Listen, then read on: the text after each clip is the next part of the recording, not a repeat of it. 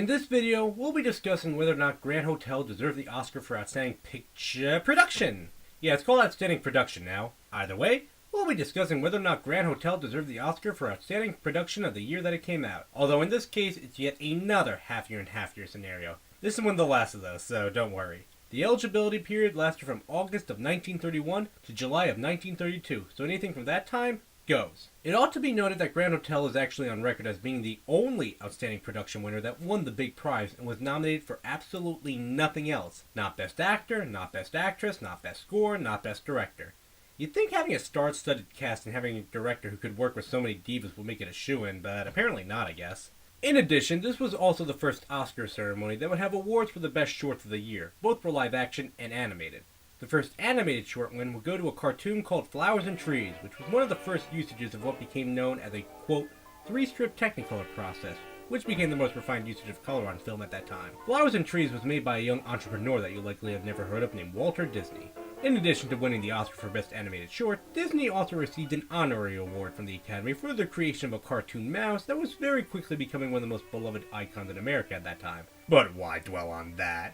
I mean, after all, that mouse clearly never went anywhere, and you probably have never even heard of him before, so we're just gonna sweep this one under the rug, shall we? The last thing to mention about the 5th Academy Awards is that this was the first, and so far only, time that the Oscar for Best Actor ended in a tie. Me thinks that modern Academy Award ceremonies could learn from this, but that's just me. Thankfully, both of the winners are films that I have to talk about, so it allows us to segue into our first movie, The Champ, the movie that won Wallace Beery his Oscar. Now, stop me if you've heard this one before. A down-on-his-luck boxer, played by Beery, has separated from his wife, played by Irene Rich, and frequently indulges in alcohol and gambling. But with the help, love, and support of his son, played by Jackie Cooper, he just may finally turn his life around and win the boxing match of his lifetime. This is pretty much every single goddamn boxing movie ever made. The really sad part is that when this first came out, it was actually criticized for its generic plot. Even back then, they knew that this was manipulative as all hell. While the whole washed-up boxer and deadbeat father storyline wasn't anything new, this still started the trend of movies of single father who connects with his son, which I swear to God should be like its own genre. Honestly, the whole boxing angle was really pushed to the side until the end of the film, as it's really about Andy, that's the boxer, and his relationship with his son Dink.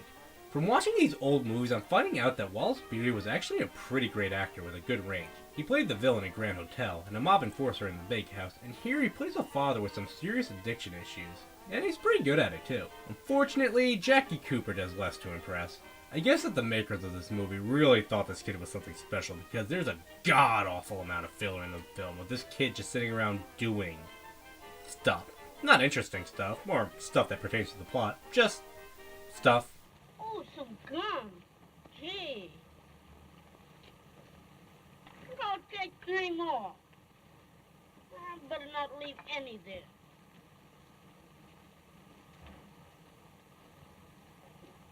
Yeah, stranger thing to say. Even though The Champ was criticized for its generic plot, it was praised for the chemistry between the two lead actors, which is part of why it became such a success, but I'm really not seeing it.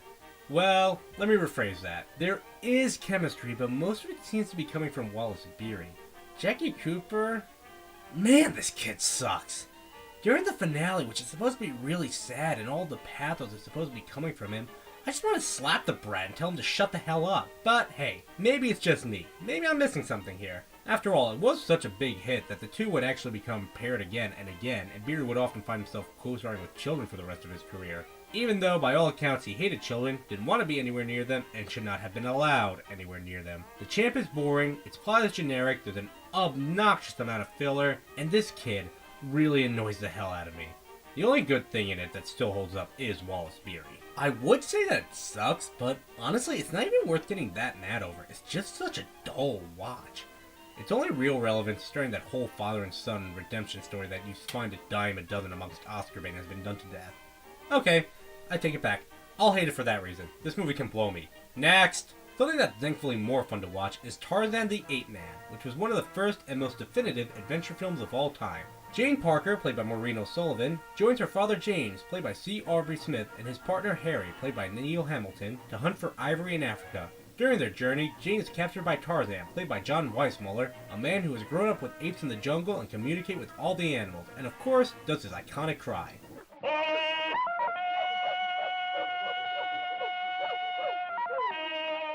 I I really hope you enjoyed that because they milked that cry for all it's worth during the course of this movie. The best thing in Tarzan the Ape Man is Maureen O'Sullivan as Jane. In pretty much any other movie from this time period, this character would be the pure damsel in distress. Instead, she's actually very capable and competent, being able to hold her own with the men in the crew. She's also very spunky, understanding, and really likable, but they don't go too far with it that she's a total Girl Scout. Plus, the fact that she can hold her own actually gets you invested so that when she is in danger, it feels that much more threatening. I also like how they didn't make the rest of the humans the straight-up villains. In any other rendition of Tarzan, these characters are usually the bad guys who come in to tear up the jungle, but here, they're not evil, they're just kind of misled. While the idea of ivory hunters is definitely far more taboo these days, they still have their redeeming qualities. The main conflict of the film is them going against Tarzan, who also isn't a villain. It's just a big misunderstanding from two opposing sides, which makes for a much more interesting conflict. Tarzan's pretty likable too, and the scene where him and Jane try to get to know each other despite the language barrier, I'll admit, is actually a little cute. I was also surprised in how this movie treats Africa. Granted, I'm sure this is nowhere near close to an accurate representation of Africa and relies on more than a few stereotypes, but you do have to give credit that the makers of this film didn't write off the entire continent and the people on it. Some of the tribes the characters meet are helpful, some are evil, and some just want to be left alone. It's pretty fair in that way.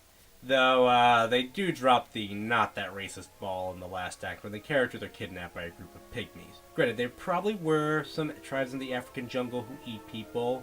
Hell, maybe there still are. I don't know.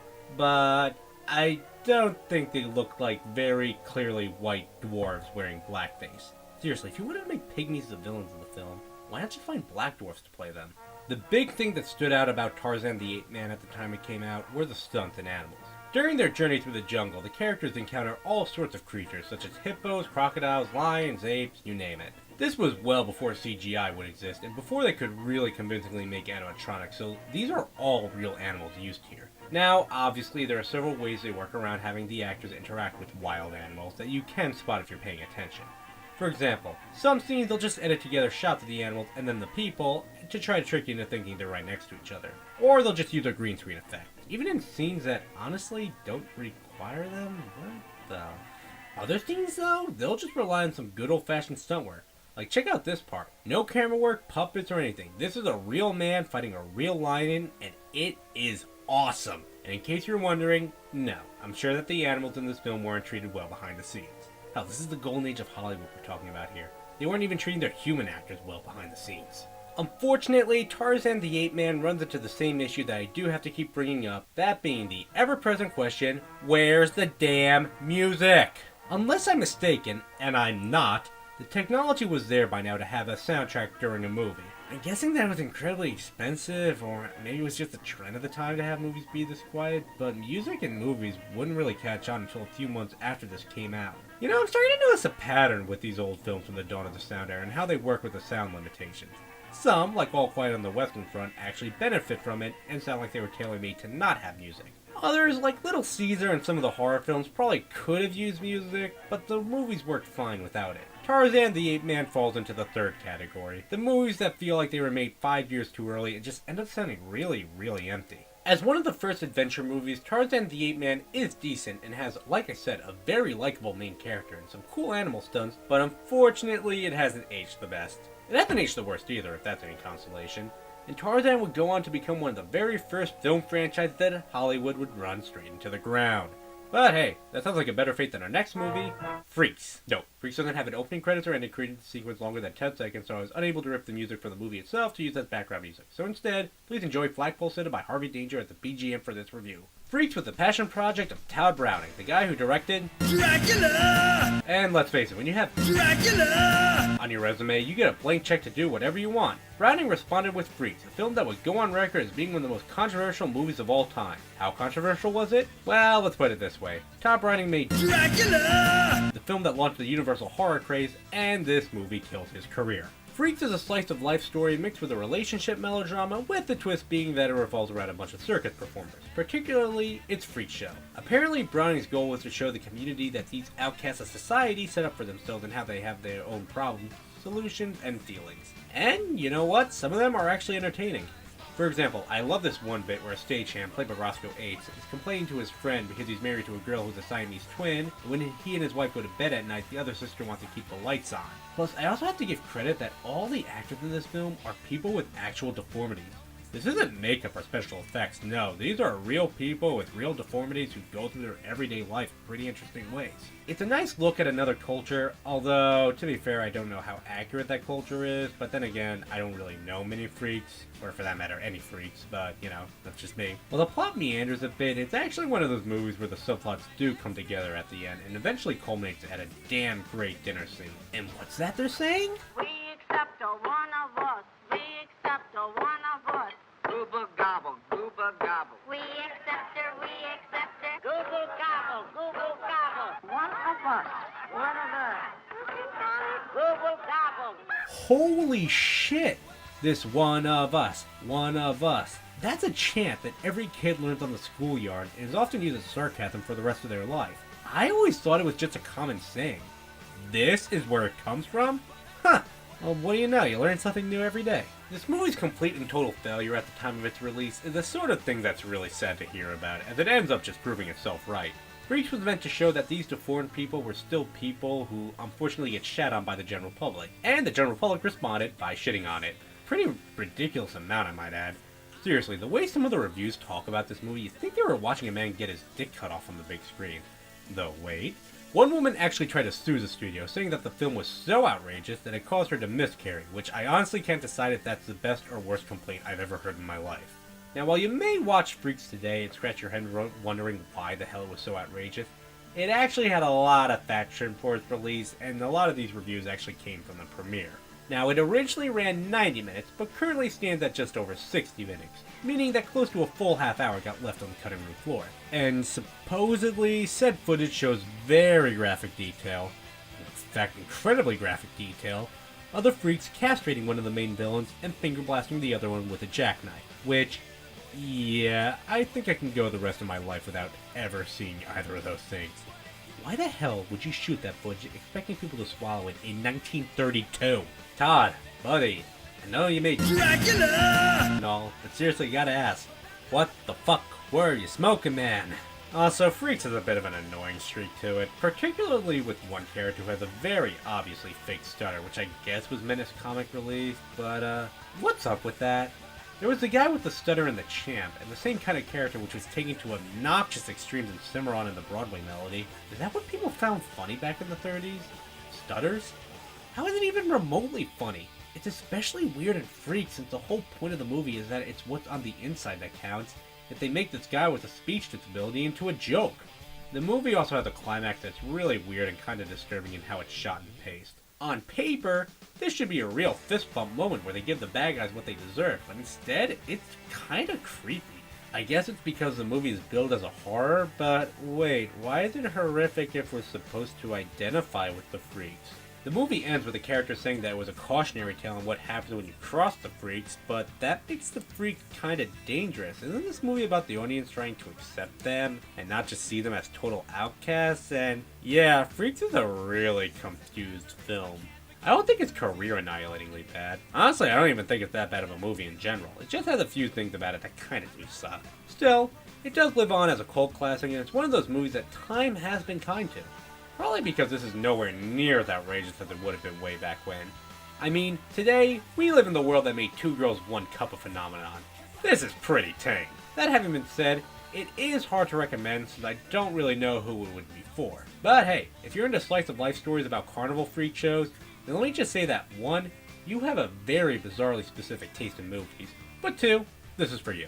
Moving on to our next film, it's time to look at the next production of America's favorite obsessive-compulsive, milk-drinking, plane-flying, movie-producing, germ-fearing, reclusive weirdo, Howard Hughes. Specifically his gangster opus, Scarface. Coming off hot in the heels of Little Caesar and The Public Enemy, Scarface was the final part of this trifecta of genre-defining gangster films, telling the rise and fall of Italian bootlegger Tony Comante, played by Paul Muni. It's also by far the worst of these 3 movies, but hey, that's what this review series is for. It's hard to talk about Scarface without mentioning the Brian De Palma remake that came out 50 years later. How when I said the word Scarface, this is probably the very first movie that popped into your head. Also, I'm just going to come out and say it, this is actually one of the very few remakes that manages to be better than the original, but it's still an interesting dichotomy between the two, as the films are different in their broad scopes, but the main story beats are still the same. Like, the 30s Scarface is about the Prohibition gangsters, while the 80s Scarface updates it to the drug cartels in Miami. The original barely makes the 90-minute mark, the remake is a 3-hour-long epic. The original satirizes a stereotypical overprotective older brother. The remake updates it to make Tony's relationship with his sister just straight up creepy. Despite this, however, it's still the same for the most part. The over-the-top main character, how he rises through the criminal world, the boss backstabbing him, the world is yours. They even have the last stand, though, yeah, it's a lot more iconic in the remake. And like I said, the relationship with the sister is still there, although it's a lot less weird here. Mainly because the woman who plays the sister, Anne Dvorak, looks like she's older than Tony. I'm 18. No, you're not. The big problem with this version of Scarface is how goddamn preachy it is. There's a rule to movies that every filmmaker learns pretty early on called show, don't tell. The most powerful way to get a message across to the audience is to show them the message subtly rather than whacking them over the head with it. This movie just drills you so hard about how gangsters are ruining America that you want to reach through your screen and slap the director. Like, we get it. Gangsters are bad. Get on with it. There's one scene in particular where it gets so obnoxious with this that I was honestly tempted to turn the movie off. I'm not even joking. But it is not without its good moments. Most of the major scenes in the film were based off of actual events in the Prohibition gang wars, such as the Valentine's Day Massacre and so on and so forth. Hell, the name of the movie is called Scarface, the nickname of Al Capone. And when it gets to the violent stuff, the film is fun. There's some good montages, and some of the ingenuity that Tony uses to get his way can be fun to watch. And actually, on that note, Paul Muni is a lot of fun as Tony Comante. He's less ruthless gangster and more like an easily excited man-child. In the remake, they explain his wacky personality by saying that he's coked out of his mind. Here, though, he's just nuts. It's silly, yeah, but I'll be damned if it isn't fun to watch. I especially love this scene where he gets really excited to use a Tommy gun for the first time. Get out of my way, Johnny! I'm gonna spit!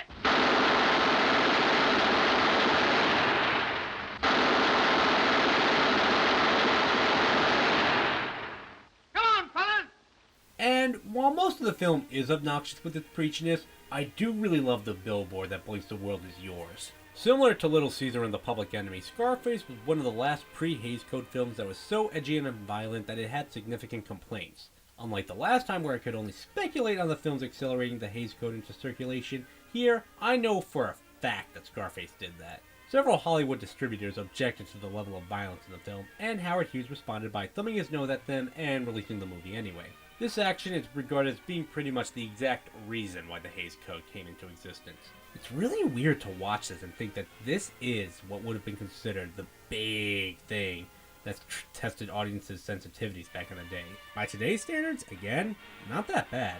I mean, sure, a lot of people die, but none of it is all that graphic. It's mostly just gunshots. I would like to continue talking about Scarface and really analyze whether the fun in the second half makes up for the painfully preachy first half, but we have some other big films to talk about. This is the year of horror, as coming off of the heels of Dracula! Okay, I'll stop that now. Universal went into full swing with their horror lineup, releasing 3 films, 2 of which would become icons. But first, let's talk about the one that didn't, Murders in the Rue Morgue. Based on the short story of the same name by Edgar Allan Poe, Murders in the Rue Morgue takes place in 1800s Paris as a carnival sideshow comes to town. One of the attractions is a talking ape named Eric, played by Charles Gamora, who's hosted by his owner, trainer, and part-time mad scientist, Dr. Miracle, played by Bela Lugosi. Miracle wants to create a mate for Eric, so in his spare time he kidnaps young women and injects them with gorilla blood in order to turn them into mates. I don't think I need to tell you that replacing someone's blood with that of a gorilla will kill them, and needless to say, the experiments keep failing. Miracle's experiments eventually lead him to target a young socialite named Camille, played by Sidney Fox, which results in him clashing with her paramour Pierre, played by Leon Ames, a young graduate student who's a scientist in his own right, and his good research contrasts with Miracle's own depraved research, such as evolution? Did you pay attention to what he said? You mean about us being the product of evolution? Yes. Has it occurred to you that he might be right? Eat your lunch. Really? that's the taboo idea in this film? This movie came out about 50 years after Charles Darwin proved his theories of evolution and natural selection. Even if it wasn't commonly accepted at the time, it pretty much was in the scientific community. You know, like the one that this film seems to be satirizing. But hey, maybe it's right. Maybe evolution is total bullshit. After all, to quote the wisest philosophers of our modern times, Science is a liar sometimes. Oh, boy. You actually don't believe in evolution anymore? I don't know. He created a reasonable doubt. He makes you sound like a stupid science bitch. so very wise. The best thing about Murders in the Rue Morgue is Bela Lugosi as Dr. Miracle. Fresh off of playing Count Dracula, you'd think that Bela would just channel his previous role, but no, it is a unique performance that stands on its own 2 feet. While the guy is clearly demented, he's still a charismatic showman who is totally swept up in his research. He also has a really good poker face, which makes it fun whenever people try to investigate it. The film also gets a bit creative in its cinematography and has a good pace to it, though it is bogged down by some very painfully unfunny moments of comic relief. This part especially annoys me as a bunch of different stereotypes try to describe a voice they heard. How do you know it was Danny? My intuition. It was not Danish. I beg your pardon, Your Honor. I'm a native of Denmark. Danish is my native tongue. Allora. I heard the boys, but it was not Danish. It was German. Italian, not German. Guys, it was a fucking gorilla, alright? It doesn't sound like any of those things. The movie ultimately culminates in a fun climax where Eric kidnaps Camille and drags her onto the roof of a building as Pierre chases him, which, hang on, is this ringing any bells to you? Yeah, this is the ending to King Kong. We'll be talking about that movie in the next video, but this is one of the most iconic climaxes in cinematic history. Was it ripping off Murders in the Rue Morgue? Well, if that was the case, then technically Murders in the Rue Morgue was ripping off the climax to Metropolis, which in turn is likely a sender to fellow German expressionist film, The Cabinet of Dr. Caligari. How is it that this kind of scenario became so commonplace in this 10-year time span? Are we running into some kind of paradox here? Or, honestly, what it might come down to is the fact this is a pretty common way to end a movie. I know I've seen this kind of situation in more than one Bond film before. While Murders in the Rue Morgue can be a bit clunky at times, it's still a fun watch and has gone on to achieve cult classic status. Unfortunately, its initial release did disappoint in the box office, and effectively ruined the career of Bela Lugosi. Kind of, sort of. Here's a quick history lesson. In the wake of Dracula's success, Bela Lugosi was fast-tracked to playing the monster in Universal's next big horror release, Frankenstein. Thinking that Frankenstein's monster was a role that had no meat to it, Lugosi turned it down and Murders in the Rue Morgue was made as a sort of a compensatory package for him, as you would call it. The role of Frankenstein's monster would in turn go to Boris Karloff. Now, as you can guess, Frankenstein would go on to become a huge success, while Murders in the Rue Morgue, not so much. As a result, studio heads thought that Lugosi was unmarketable because of his Hungarian accent, and would frequently defer to casting Karloff, who was English. This eventually came to a head when Lugosi would appear in the Frankenstein sequels, where he would get second fiddle and second billing behind Karloff, and eventually got Karloff sloppy seconds when he played Frankenstein's monster in the crappy crossover film. Really makes you wonder how these two would have interacted on set. Fuck you!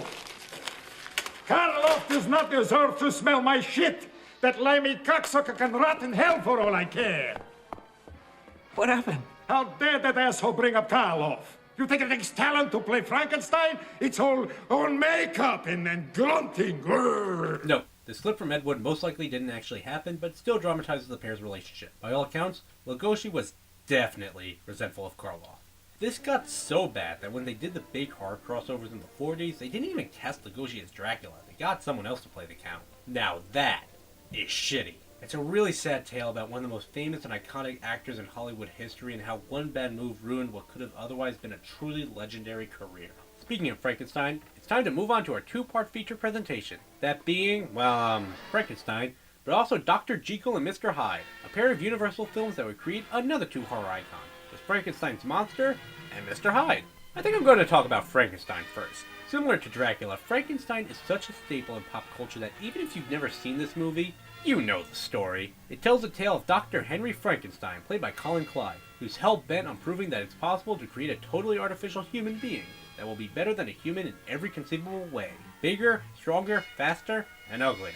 To this end, he frequently grave robs to collect body parts to sew together this creature, played by Boris Karloff, with the help of his hunchback lab assistant, Igor Fritz. played by Dwight Frye. Yeah, this idea of the hunchback lab assistant to Dr. Frankenstein would eventually become iconic in his own right, often being called Igor. However, if you watch the movie, his name actually isn't Igor, which is strange and makes you wonder where they got the name from. In the original film, the assistant is a hunchback named Fritz, though the name Igor was used in the sequel Son of Frankenstein and Ghost of Frankenstein for a character who helps the next generation of Frankensteins bring the monster back.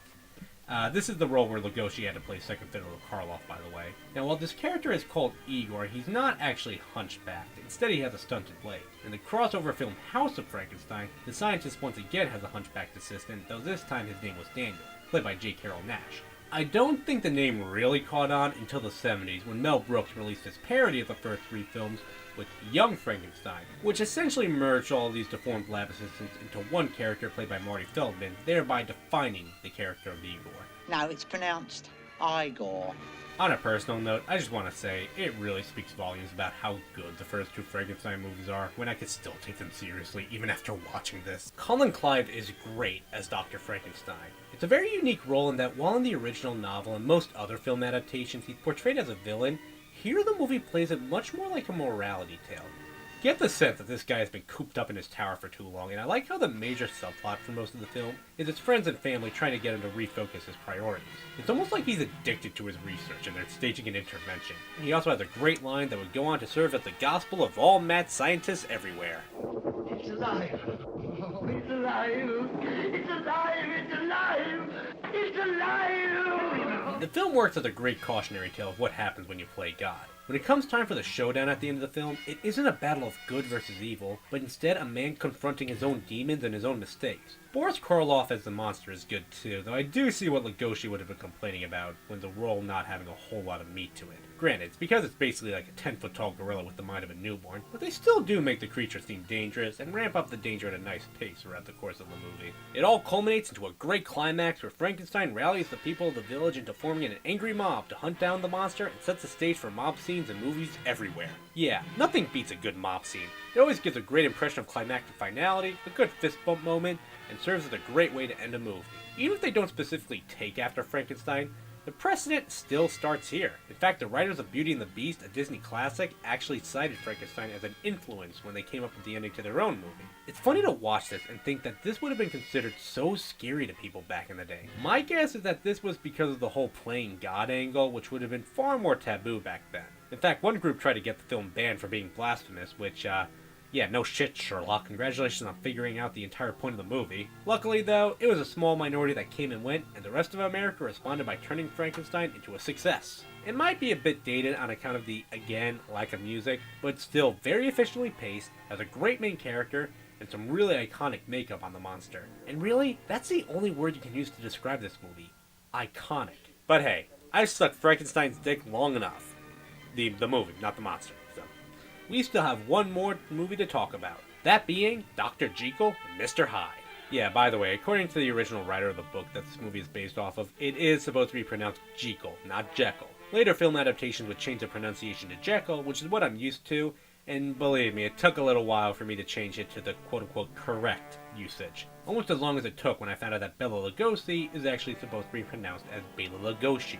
Anyway, Dr. Jekyll and Mr. Hyde revolves around the esteemed Dr. Jekyll, played by Frederick March, who enjoys a reputation as being pretty much a saint by everyone who meets him. He's got a loving fiancée, enjoys healthy friendships, does good deeds for everyone he meets, and makes enough money to pursue his research of creating a potion that will someday allow someone to separate the good aspects of their personality from their more carnal, evil desires. Yeah, you see where this is going. Dr. Jekyll chooses to test the potion on himself, and it transforms him into the wicked Mr. Hyde, also played by Frederick March. A really weird little man who likes to go out on the town and do just about every perverted thing you can imagine, eventually leading him to turning a local prostitute named Ivy, played by Miriam Hopkins, into his own personal sex slave. Mr. Hyde's nightly escapades eventually get Jekyll into trouble as he keeps missing his obligations, and even worse, the condition seems to accelerate as the transformation happens more and more frequently and at more and more inopportune moments. This is the other movie that won the Oscar for Best Actor, and is one of the very, very few times that a horror movie has ever won anything from the Academy, but we'll get more into that in a bit. As mentioned, Frederick March plays both Dr. Jekyll and Mr. Hyde, portraying such two rapidly different characters on the stop of a dime. It's that kind of trick that actors love to show off. It looks silly, but to his credit, they do seem like two very different people. In addition, while most other films around this time were known for very static and plain-looking shots, this movie does attempt for some more stylized shots, with close-ups, unique angles, and so on and so forth. Unlike a lot of the other Universal monster movies, this I can see how people would have been scared of back in the day, both with its perverted commentary, but also with some of the imagery. The film unfolds at a nice, if somewhat slow pace, and it is fun watching Dr. Jekyll slowly succumb to madness as he realizes the full gravity of what he's been doing. Unfortunately, though, his performance of Mr. Hyde, it does not impress. Just look at him! This is the same studio that came up with the design for Frankenstein's monster and the Wolfman, and this is what they give us for Mr. Hyde? He doesn't just look ridiculous, he looks fake. There's a reason why the aspect of Mr. Hyde that became an icon is the idea, the top hat, and the cape, not this face. On top of that, the character is pretty damn ridiculous. While he can be a bit menacing at times in just how cruel he can be, when it comes to his actual personality, he's practically bouncing off the wall with so much rubber room material that he makes Tony Camonte's Scarface look restrained by comparison. The film is trying so hard to make him so menacing, which just makes it even funnier when it falls flat on its ass. You can't take this guy seriously. Or, rather, you can't take him seriously anymore. I'm sure it would have been pretty creepy back in the 30s, but now, not so much. And again, I really hate to keep dwelling on this point, but that makeup on him really sucks. Especially coming off of Frankenstein. It's only made worse because of the film's stylized nature. So yeah, all those close-ups of Mr. Hyde that are supposed to be really creepy and really uncomfortable, yeah, all they really do is just allow you to see those really obvious dentures he has in his mouth. I also like how all the characters just view Mr. Hyde as being some guy who happens to be a jerk, and they don't comment on his appearance. Like it's somehow totally normal to just see a hairy elf with gorilla teeth wander around Victorian London. But despite my complaints, this is really the only thing wrong with Dr. Jekyll and Mr. Hyde. It holds up fine as a movie otherwise, and you do genuinely feel sorry for Dr. Jekyll when it's all said and done, but you still sort of feel like he gets what he deserves. It's actually a pretty fun switcheroo near the end, when you start to slowly realize that for all of his generosity, Dr. Jekyll is probably just as bad as Mr. Hyde. But between this and Frankenstein, though, yeah, Frankenstein is the better movie. Like, by a long shot. So, that brings us to the million-dollar question, which also happens to be the main title of the video. Success or snub? Well, as I mentioned, Frederick March's Oscar win for Dr. Jekyll and Mr. Hyde is one of the very few times in Academy history that a horror movie ever won anything. This allows me to dive right into yet another issue of the Academy, and honestly my personal biggest gripe with them, that being what's known in such circles as genre snobbery. As I mentioned in my Grand Hotel review, there is definitely a type when it comes to Academy Award winners, as they almost always go for films that are dramas. Comedies, horrors, and in the more modern day superhero and action movies are pretty much flat out ignored. According to these people, these genres ipso facto cannot be the best movie of the year, which I personally think is a crock of shit. I mean, come on, don't you think comedies can be culturally important, or horrors, or action movies? A bad drama is not automatically better than a great horror movie just because one's a drama and the other's a horror movie. This is a continuous problem and probably the biggest one in my opinion, but coming back to the task at hand, we do need to remember that we're comparing Frankenstein and Dr. Jekyll and Mr. Hyde at Grand Hotel. For simplicity's sake, I'm just going to refer to just Frankenstein from here on out because A, it's better, and 2, it's more influential.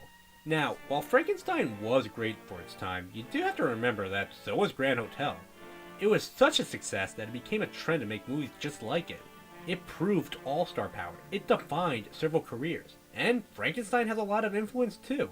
It had some smart religious commentary, defined the universal horror craze, and introduced some of the most iconic characters of all time. While Grand Hotel was sort of forgotten after a certain point over the next few decades, Frankenstein still endures in pop culture to this day. While you might think that this means I'm going to label this choice a snub, it's actually a bit murkier than that. It would be very easy to call this a poor choice, but if you're going to chew out the Academy Awards, you do have to put yourself in their shoes at the time of when they were making the choice, and not way back in hindsight. So sure, Grand Hotel was forgotten about, but they didn't know that was going to happen at the time. You could have made an argument for it being the best and most influential movie of that year. Now, where I do think Frankenstein got snubbed is not even making it into the nomination for any category. But that having been said, I try not to judge films I haven't seen, and I haven't seen all the movies that were nominated, so I'll reserve judgment, I guess. But come on, Have you even heard of any of these movies? All things being fair and equal, Grand Hotel does have its place in cinematic history, and I can see how one would think it was the best movie of that year. But again, Frankenstein is easily just as good, if not better, so in that respect, we'll call this one a tie. And since a tied win is still technically a win, that means they got this one half right. Calling Grand Hotel the outstanding production of 1931 and 1932 was a success! Look, genre snobbery is a very, very real problem with the Academy, but this is not the hill to die on for that cause. Frankenstein has definitely aged 10 times better than Grand Hotel though, and it's some grade A universal horror fun. But you know what? Grand Hotel, it ain't bad. Either way, I'll see you at the next round of movies, where I'm sure I'll find out how the director of Dr. Jekyll and Mr. Hyde ruined his career by trying to make a movie about gay rights in the 1930s. Only one way to find out. If you're blue and you don't know where to go to, why don't you go where fashion sits?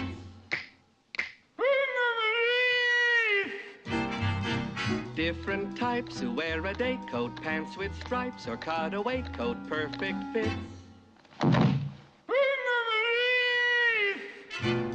Dressed up like $1 million trooper, trying mighty hard to look like Gary Cooper. Come, let's mix where Rockefellers walk with sticks or umbrellas in their midst.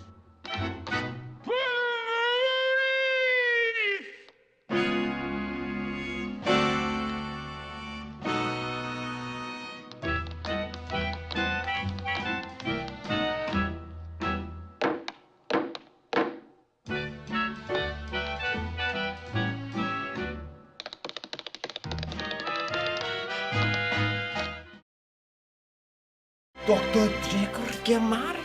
Like he thinks he's better than the rest of us. Does he really think he's better than the rest of us? Fuck Jekyll! He came to me and said, "Good morning." The nerve. I hope you have a great day. The nerve. And I was like, who are you to tell me what to do?